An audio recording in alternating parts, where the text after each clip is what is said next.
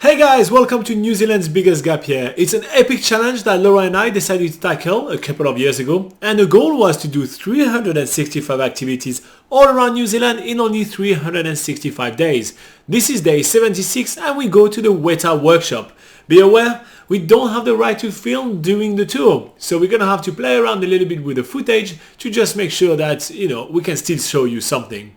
Check it out, and at the end of the video, we're gonna answer all the questions you had the first time we published the video. See you then.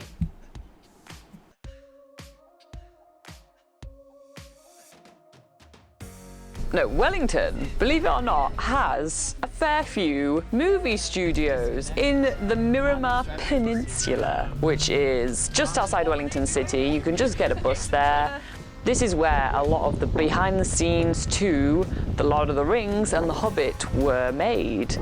Also all the props, all the costume, the special effects, everything. Weta is huge in New Zealand. And that's not all, they've done loads of different blockbusters. They've done Avatar, they've done District 9, iRobot, The Avengers, Last Samurai. No one's seen Last Samurai. The entrance of the Weta Caves just kind of puts you in that spirit, and then you get in and straight away you're greeted by one of the most beautiful gift shops I have seen in my entire life. The ceiling is full of frames that reminisce old and newer movies that have been in some kind of way worked on by the Weta studio. All the props are just a nerd fest.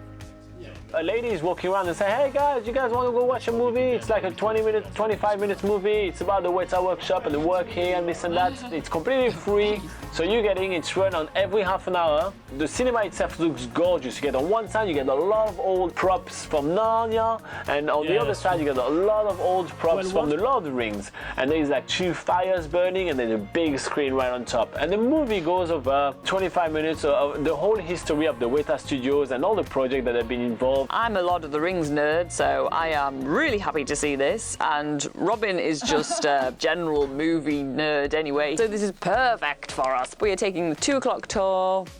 In the Weta Workshop, they are under contract with film and movie studios that own the right of the prop that they're showing us. So because they don't own the right of it, we can't film it. So all the visuals that you are seeing today have been taken from the mini museum at the Weta Caves and their gift shop. There's about 20 people on this tour. Our tour guide comes to meet us in the cave and just shows us around to, basically the workshop is right behind the cave. We go in and he goes through the house rules, which is like no photography, no filming. You will learn some secrets here today. We do not want you to show those secrets to anyone else. Darren is going to be our tour guide today for the Weta Workshop Tour. Darren is one of the painters here at Weta. He worked on props from District 9, he worked on props for World of Warcraft, and he's currently working on props for a movie that he cannot disclose, but I know of. They are currently working on Avatar 2 and 3, so I freaking know that's the one he's working about. He still has blue paint on his freaking fingers. So the tour starts with a gun from District 9 that Darren knows we want to play with, so he's passing the gun around. We are shown the weapon making process on a mass scale. So how do they provide a whole alien race with weapons for movies and still make it look believable? And then we get a sneak peek through a glass window into the Weta Workshop, seeing people working behind the scenes as we speak. And then our tour guide gives us some stories behind the scenes, like, oh, a new movie that we cannot tell you about that's coming out soon, but we cannot tell you about it. Had this famous actor that we cannot tell you about, who says he does all his own stunts, but we can't tell you who that is. And this guy, who we can't tell you who he is, actually was shit, and he doesn't do all his own stunts. But we can't tell you what stunts they were. But, woo, secrets. Then we move on to a section where we actually can see someone designing something on a computer, which is pretty cool. And then we see a miniature castle that was used in the Chronicles of Narnia, and he tells us some stories about this. And then we get to see in the CNC room, there's a big window, we can actually see there are people working in there, and the CNC machines are carving out, we don't know what they're carving out, and we cannot know because because they are secret.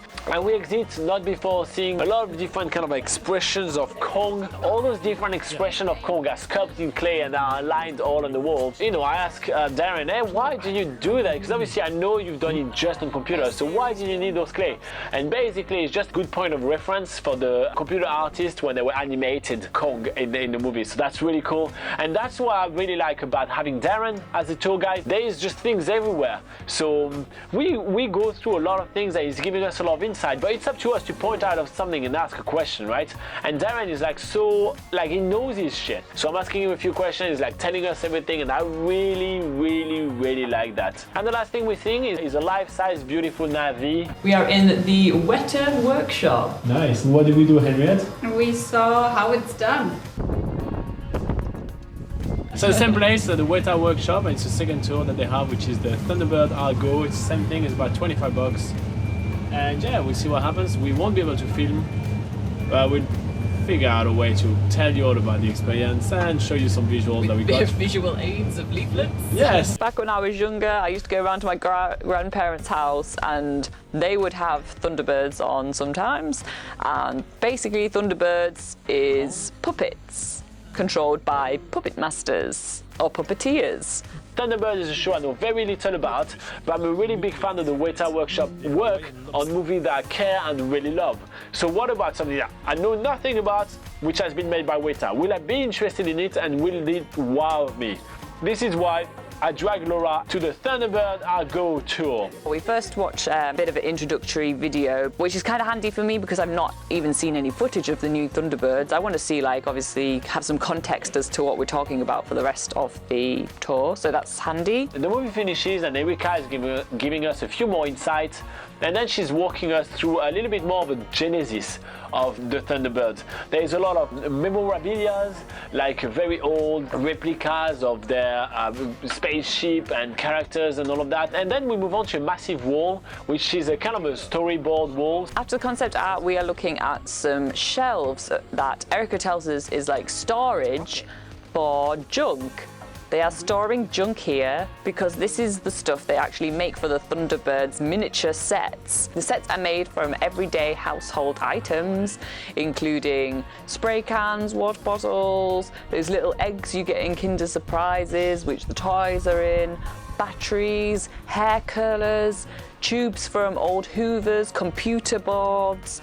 So yeah, the possibilities are endless with all this junk, and we sort of have our imaginations are going wild. It's all coming together because we're about to see the real sets to the Thunderbirds Argo TV series. So we see their house, and oh my god, it just looks like a massive doll's house, but more epic. Every single detail, we can start to see all those little household items and junk that Erica was just talking to us about. The tour finishes on a high, we see a lot of things, and we are getting back to the hostel, so back to the Wellington city. My head is in the clouds, just kind of dreaming.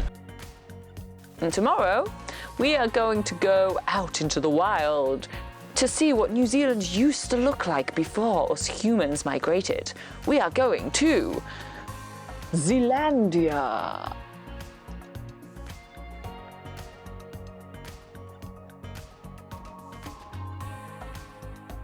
Alright guys, so as you saw, we had to be a little bit creative, but I think it worked out okay. I think you guys got a bit of an idea of what the tour is all about.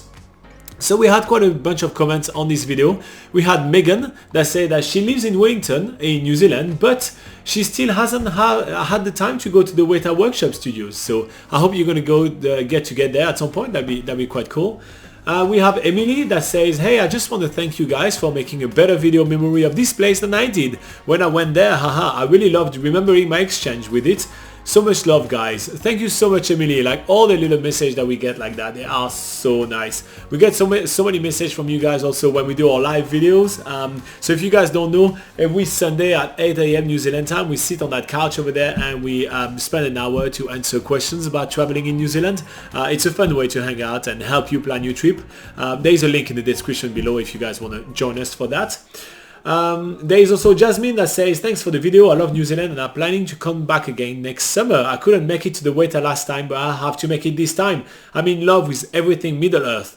Greetings from Chile. That's awesome. Greetings from New Zealand, mate. There is a guy called Thunderbirds and Harry Potter fan. He says, I've been to the Weta Workshop. Well, obviously, since, you know, we show the whole Thunderbird stuff as well. So I hope you got to see both exhibitions. Eric said that went too fast, guys. There was no time to take a look at any of the stuff. I do understand that the footage went really fast, but because it wasn't the thing that we actually get to actually see, we just kind of pan and just give you a bit of a visual, while, you know, our narration is more what the tour is all about. But I really appreciate your feedback and we'll take that in if and when we get back to the Weta Workshop. Talos Project says, one question, if you go there, we are allowed to use our camera, videos and photo? If not, I think it's not worth going. If yes, I plan to go in the next 3 months. Let me know. Thank you. Well, no, as you saw in the video, you are not able to take your camera, so I think that's a bit of a deal breaker for you. Amit says, no one saw The Last Samurai. You got that right. Listen, it's not that terrible of a movie, but yeah, it definitely is not a popular one. Daisy says, New Zealand is on top of my bucket list. I'm a big fan of the Weta Workshop and of Peter Jackson's. That's pretty cool. Anna says, my children were fan of the Thunderbirds. Yeah, that's basically all the comments that we had on that video. So yeah, thank you very much for joining us for another one of those videos.